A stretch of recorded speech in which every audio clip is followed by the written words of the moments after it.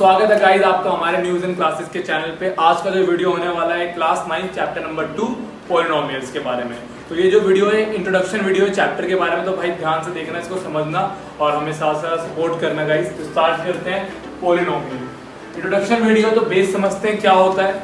सबसे पहले पोली मतलब क्या होता है? पोली मतलब मैनी। ये भाई क्रिकेट वाला पोलार्ड नहीं है जिसको हम पोली बोलते हैं, इसका मतलब भाई मैनी से, ठीक है। और नोमियल्स मतलब होता है टर्म्स, मैनी टर्म्स। जब बहुत सारी टर्म्स आ जाती है तो उसको क्या बोलते हैं? पॉलिनोमियल। अब समझने के लिए इस्तेमाल करते हैं एग्जांपल। 3x + 5 ये एक टर्म होगी और एक ये टर्म होगी, दो टर्म्स होगी भाई यहाँ पर, तो ये पॉलिनोमियल का पार्ट है। अगर ओनली 3x लिखा होता तो भी ये पॉलिनोमियल का पार्ट होता, ठीक है। और एग्जांपल समझते हैं, जैसे मान लो ऐसे लिखा हुआ है 3x² + 3x + 5, ये भी एक पॉलिनोमियल है क्योंकि यहाँ पर भी क्या है भाई, वेरिएबल्स का भी यूज हुआ है और कोएफिशिएंट्स का भी यूज हुआ है, ठीक है। और तीन टर्म्स भी है, एक टर्म, दो टर्म और ये 3 टर्म्स। समझेंगे और अच्छे से डिटेल में, पहले ये समझते हैं। ये जो अल्फाबेट यूज होते हैं ना, इनको बोला जाता है वेरिएबल्स, इनको बोला जाता है वेरिएबल्स। और जो अल्फाबेट के साथ नंबर यूज होता है, इन नंबर्स को बोला जाता है कोएफिशिएंट। और जो विदाउट अल्फाबेट होता है उसको बोलते हैं हम कांस्टेंट। समझना वैसा बात क्या बोल रहा हूं कि भाई जो अल्फाबेट से उनको बोल रहा हूं वेरिएबल्स, अल्फाबेट के साथ वाले नंबर्स को बोला जा रहा है कोएफिशिएंट और विदाउट अल्फाबेट को बोला जा रहा है कांस्टेंट। अब इसको समझते हैं और 3x + 5y + 7। यहां पर जितने वेरिएबल यूज किए मैंने, एक वेरिएबल, दो वेरिएबल, तो भाई 2 वेरिएबल्स हो गए। और कोई बोलेगा x का कोएफिशिएंट बताओ, तो x के साथ क्या लिखा है? 3, तो x का कोएफिशिएंट क्या हो गया? 3 हो गया। अब y के साथ क्या हो गया भाई? 5, तो भाई हमने क्या बोल देना है? y का कोएफिशिएंट क्या है? 5 है। लेकिन भाई ये जो पॉलिनोमियल है 2 वेरिएबल्स का है। मेनली चैप्टर में ज्यादातर आपको 1 वेरिएबल ही मिलेगा, ठीक है। तो याद रखना भाई, जब 2 अल्फाबेट यूज हो जाएंगे तो 2 वेरिएबल्स, जब एक ही अल्फाबेट यूज होगा तो 1 वेरिएबल, जब 3 अल्फाबेट यूज होंगे तो 3 वेरिएबल, 4 होंगे तो 4 वेरिएबल। जैसे एग्जांपल लेते हैं 3x + 5y 7z, कितने वेरिएबल्स यूज हो गए? 3 अल्फाबेट यूज हो गए तो 3 वेरिएबल्स। अगर मान लो सिर्फ इतना लिखा होता तो ये एक ही वेरिएबल हुआ, लेकिन अगर ये ऐसे लिखा हुआ होता तो कितना वेरिएबल? तब भी हम इसको 1 वेरिएबल ही बोलेंगे क्योंकि आपने खाली x ही यूज किया। अब इसमें कैसे क्वेश्चन आ गया? मान लो बोला कि कोएफिशिएंट ऑफ x³ का है ये रहा, और इसके साथ नंबर कौन सा है? 5, तो कोएफिशिएंट ऑफ x³ क्या हो गया? 5। तो इस चीज को याद रखना। मान लो एक इक्वेशन लिखी है ऐसे x² + 5। क्वेश्चन आया कि x² का कोएफिशिएंट बताओ। अब x² का है, कुछ भी नहीं लिखा ना, तो 1 है, और आगे साइन किसका है? माइनस का, तो x² का कोएफिशिएंट क्या हो गया? -1 हो गया। और अगर क्वेश्चन ये आता है कि x² - 5 और बोला x का कोएफिशिएंट बताओ, कहीं पे x दिख रहा है इसमें, कहीं पर भी x नहीं है, तो उसका कोएफिशिएंट क्या हो गया? 0। जब x है ही नहीं तो कोएफिशिएंट कहां से बता दोगे? तो भाई हो गया वो 0। अब उसके बाद हम समझते हैं डिग्री को। What is degree? हमारी डिग्री होता है मैक्सिमम पावर।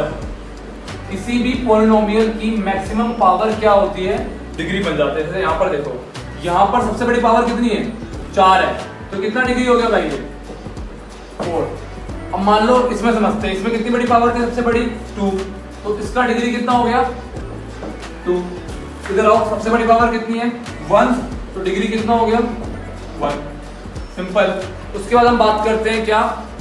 इधर बायनोमियल, मोनोमियल या ट्राइनोमियल या पॉलिनोमियल। अगर मान लो खाली एक टर्म लिखा हो, जैसे लिखा हुआ है 3x, एक ही टर्म है ना, दैट इज मोनोनोमियल। अब यहाँ देखो, यहाँ पे एक टर्म, दो टर्म, तो दैट इज बायनोमियल या बायनोमियल। अब यहाँ कितनी टर्म्स थी? 3 टर्म्स थी, तो ट्राइनोमियल।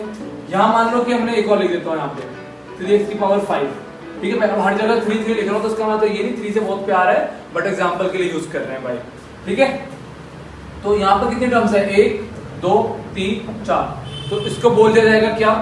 पॉलिनोमियल। अब ऐसा है, कोई ये मत बोलना कि भाई इसके अंदर एक टर्म थी तो ये पॉलिनोमियल नहीं है, ऐसा नहीं है भाई, ये भी पॉलिनोमियल है, ये भी पॉलिनोमियल है।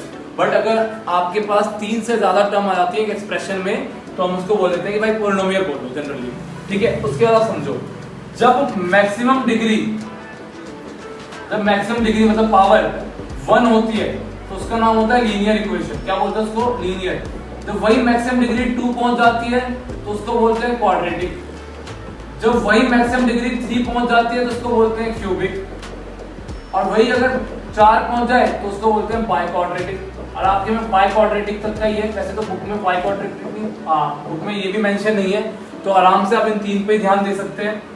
ठीक है, तो भाई आपका इंट्रोडक्शन था। इसके अलावा एक और चीज जो रह गई है वो क्या है कि हम कब कह सकते हैं कि ये इक्वेशन पॉलिनोमियल नहीं है? अगर वेरिएबल, ओनली वेरिएबल किसमें हो? रूट में। जैसे मान लो ऐसा लिखा हुआ है 3√x + 5x²। अब मेरे से कोई पूछेगा बताए पॉलिनोमियल है या नहीं है, तो मैं बोलूंगा नहीं है भाई। क्यों नहीं है? क्योंकि यहाँ वेरिएबल किसमें चला गया? रूट में चला गया। रूट में जाने का मतलब है ये पॉलिनोमियल नहीं है। एग्जांपल और लेते हैं, √3x + 5y। कोई पूछेगा क्या ये पॉलिनोमियल है, तो मैं बोलूंगा हाँ। अब बोलोगे सर यहाँ पर तो रूट भी है, तो भाई रूट किसके साथ है? नंबर के साथ है, वेरिएबल के साथ रूट नहीं है। तो हमें क्या याद रखना है कि वेरिएबल रूट में नहीं होना चाहिए। और एक और कंडीशन, वेरिएबल नीचे नहीं होना चाहिए, मतलब डिनोमिनेटर में नहीं होना चाहिए। जैसे एग्जांपल समझाता हूं, 5y + 6y। यहाँ पर वेरिएबल किसमें चला गया? नीचे चला गया, डिनोमिनेटर बन गया, तो ये भी पॉलिनोमियल नहीं है। अब इसका एक और एग्जांपल समझते हैं, क्या y/5 + 8 क्या ये पॉलिनोमियल है? तो मैं बोलूंगा है। क्यों है? क्योंकि यहाँ पे नंबर डिनोमिनेटर है लेकिन वेरिएबल डिनोमिनेटर में नहीं है, तो इसलिए ये क्या हो गया? पॉलिनोमियल है। ठीक है भाई। और ये याद रखना भाई, 1 वेरिएबल 2 वेरिएबल, अगर एक ही वेरिएबल है तो भाई हम उसको बोलते हैं क्या कि 1 वेरिएबल, 2 वेरिएबल होगा तो 2 वेरिएबल्स, 3 वेरिएबल वाला है तो 3 वेरिएबल्स। और ये डिग्री का भी मैंने आपको बता दिया। ठीक है, तो आराम से इसको एक बार समझ लो। अगर आपको समझ में ना आया हो तो एक बार वापस इस वीडियो को सुन ले, क्योंकि चैप्टर का बेस बहुत इंपॉर्टेंट है गाइस। तो आराम से इसको समझ लो गाइस। मैंने आपके लिए ना इंट्रोडक्शन समरी लिख दी है, जो भी मैंने पढ़ाया था आपको, तो एक बार मैं रिपीट कर देता हूँ, देन आप इसको आराम से नोट डाउन कर लेना, समझ लेना। ठीक है, अगर मान लो किसी पॉलिनोमियल के अंदर सिर्फ एक ही वेरिएबल यूज होता है तो उसको हम 1 वेरिएबल पॉलिनोमियल बोल सकते हैं। अगर 2 वेरिएबल यूज हुआ है तो 2 वेरिएबल, 3 वेरिएबल यूज हुआ है तो 3 वेरिएबल, अगर 3 से ज्यादा हुआ है, 4 हुआ है तो 4 वेरिएबल, 5 हुआ है तो 5 वेरिएबल, उसके हिसाब से। देन फिर अगर मान लो किसी पॉलिनोमियल में मैक्सिमम पावर या डिग्री क्या होती है? 1 होती है, तो उसको हम लीनियर बोलते हैं। अगर डिग्री कितनी हो जाए? 2 हो जाए तो उसको क्वाड्रेटिक बोलेंगे, 3 हो जाए तो क्यूबिक बोलेंगे। तो ये चीज मैंने आपको बताया 3 तक का, वैसे और भी होता है बट आपको 3 तक ही पढ़ना है। देन मान लो किसी एक्सप्रेशन के अंदर सिर्फ एक ही टर्म यूज होती है तो उसको बोलते हैं मोनोमियल। 2 टर्म यूज होती है तो बाइनोमियल, 3 टर्म होती है तो ट्राइनोमियल, 4 टर्म यूज होती है तो पॉलिनोमियल। अब इस चीज को समझना, ऐसा नहीं है कि ये पॉलिनोमियल नहीं है, ये तीनों भी पॉलिनोमियल का ही पार्ट है, बट इनको अलग अलग नाम से भी बोला जाता है। देन उसके बाद हम कब कह सकते हैं कि जो एक्सप्रेशन है ये पॉलिनोमियल है या नहीं है? अगर वेरिएबल अंडर रूट में हो, या फिर वेरिएबल डिनोमिनेटर में हो, या फिर अब हम समझते हैं ये 2 केस के अलावा, ठीक है, कि कोफिशिएंट क्या होता है। जो भी आप अगर वेरिएबल यूज करोगे तो उसको क्या बोला जाएगा? कोफिशिएंट। और व्हाट इज कांस्टेंट? भाई विदाउट वेरिएबल क्या कहलाएगा? कांस्टेंट कहलाएगा। याद रखना भाई, व्हाट इज कोफिशिएंट?